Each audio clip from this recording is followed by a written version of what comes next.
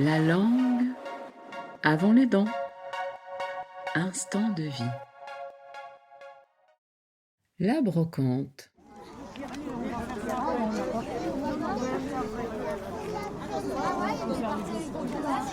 Oh, bah c'est la foire à la bedaine ici.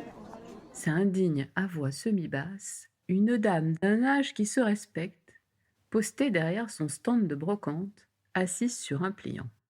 Comprenez que l'adjectif pliant est devenu le nom qui désigne l'objet. Ici, un tabouret ou fauteuil en toile qui se ramasse sur lui-même. Ernest, un homme d'une vingtaine d'années, est assis à sa droite sur une caisse retournée. Notre-Dame aux cheveux courts et grisonnants a l'allure correcte, comme elle aime à définir par cette épithète deux catégories de gens.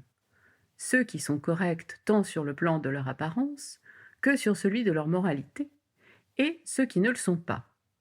Mais attention, le trop correct peut mener directement au « eux, tu vois, hein, ce sont des gens qui se la pètent. Hein. » Et là, bien sûr, le « qui se la pète » devient tout aussi irrecevable que le « pas correct ». Il existe aussi une espèce qui sort du bois de temps en temps, les bizarres. Un peu moins fréquent, heureusement. Sinon, ce serait la chienlit. Bizarre parce qu'on n'a pas recueilli assez d'éléments dans un sens ou dans l'autre pour les classer. Et c'est bien embêtant, parce que les gens d'ici aiment se ranger et ranger les autres. Alors, on reste circonspect, en faisant la moue, et on évite les bizarres. On ne sait jamais ce qui pourrait se passer. C'est vrai, la grand-mère d'Ernest a raison. Il y a beaucoup de gros ventres de sortie aujourd'hui. Il n'y a presque que ça, constate-t-il pour lui-même. Consultant, par réflexe d'étudiant-chercheur, sa bibliothèque cérébrale en quête d'une ou plusieurs peuplades qui offriraient des critères anatomiques similaires. Mais mamie décide de poursuivre sa leçon de choses. C'est bien simple. Quand tu vois approcher quelqu'un qu'a la ligne et qu'est bien habillé, t'es sûr qu'il est beau du coin, sauf exception. Notez bien, les exceptions sont ceux qui sont partis vivre ailleurs, en grande ville, et qui ont gardé, une fois rentrés au bercail, la maîtrise des codes vestimentaires et des courbes de leur silhouette. Maîtrise obligatoire et inhérente à la survie dans une mégapole, et tout à fait inutile ici, voire dangereuse. On pourrait presque les prendre pour des Parisiens venus relâcher les brides de leur prééminence le temps d'un week-end au vert, pourtant de la pelouse, fagoté dans le style d'ici, flottant. Attention, tout est dans le presque. Le Parisien, lui, ira faire le marché du samedi matin en polo propre, alors que le natif portera un t-shirt simple mais à sa taille. Non, parce que pour qu'un Parisien aille au bricomarché local, sabots de jardin aux pieds, vêtu avec des vêtements au tissu déchirés et tachés par le travail manuel qu'il effectue, c'est qu'alors il aura été accepté par la communauté comme étant un gars correct et qu'heureux de sa nouvelle adoption, il jouira avec délectation d'avoir le droit de s'en foutre. De toute façon, on s'assure très vite de votre provenance. C'est une des premières questions qu'on vous pose, voire la première, avec des variantes qui ont tout un sens différent. Vous êtes du coin ? Et met en doute.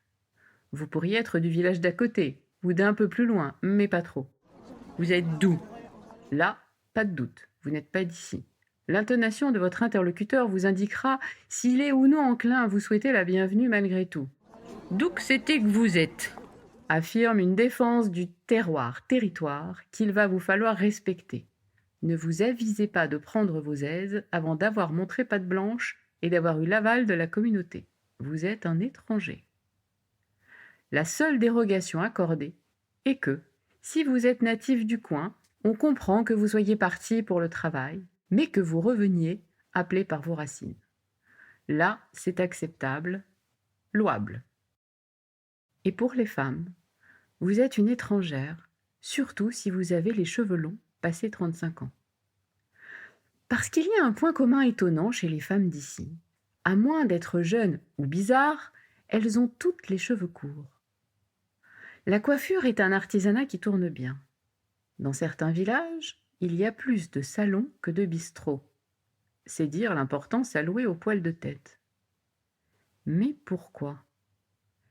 Y a-t-il eu une invasion de poux dans l'histoire de cette région qui aurait eu pour conséquence de bâtir la solide croyance qu'au cas où il reviendrait, ça irait plus vite pour s'en débarrasser si on se rase la nuque, laissant un peu de cheveux en brosse et une mèche décolorée, ou parfois rose, sur le dessus du crâne.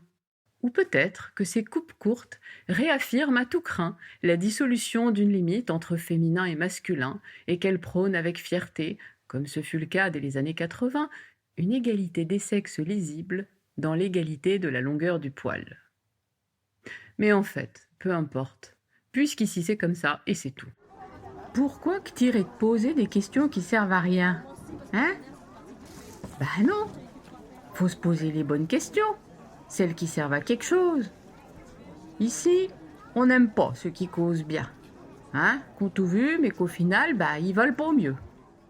Et voilà, une vérité absolue, énoncée d'un coup, sans embâge langagier, sans précaution émotionnelle.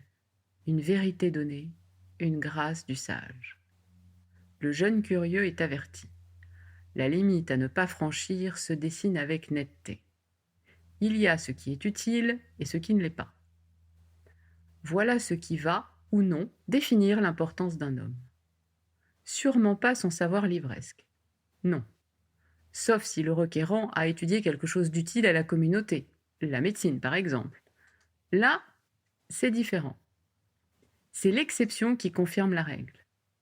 Mais que pour tout le reste, y a qu'à y regarder puis on y voit. Le jeune homme, formé au contradictoire, tente malgré tout une petite percée au-delà du cadre de référence et balbutie une question autour de la valeur d'un individu. Aïe!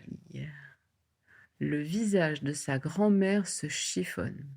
Sa patience est mise à rude épreuve. Comment ça, à quoi qu'on sait la valeur de quelqu'un?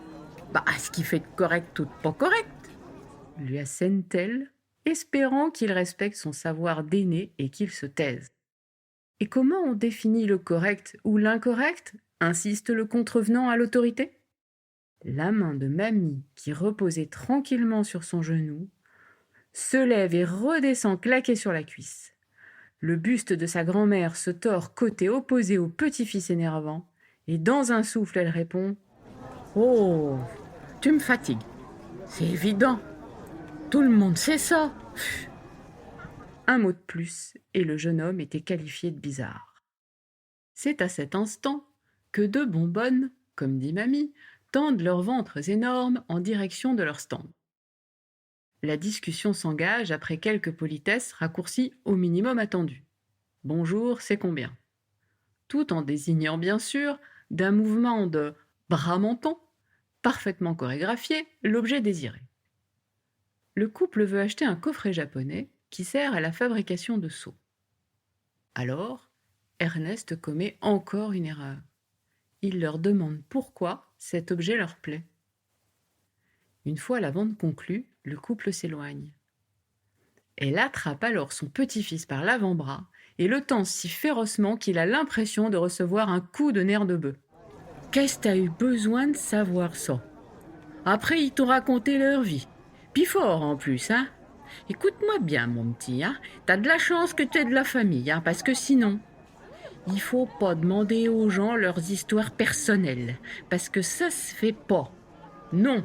Et non plus quand tu les connais. C'est pire. Après, t'es drôlement emmerdé, crois-moi. Et puis d'abord, t'as que ce qu'il te raconte, hein? C'est pas parce qu'il cause fort qu'il a raison. T'as pas appris dans ton école? Remarquez que le Y est la lettre reine ici. Elle est de toutes les phrases et elle termine à peu près tous les noms des bleds et villages environnants. Donzy, Urzy, Prémery, Varzy, Marzy.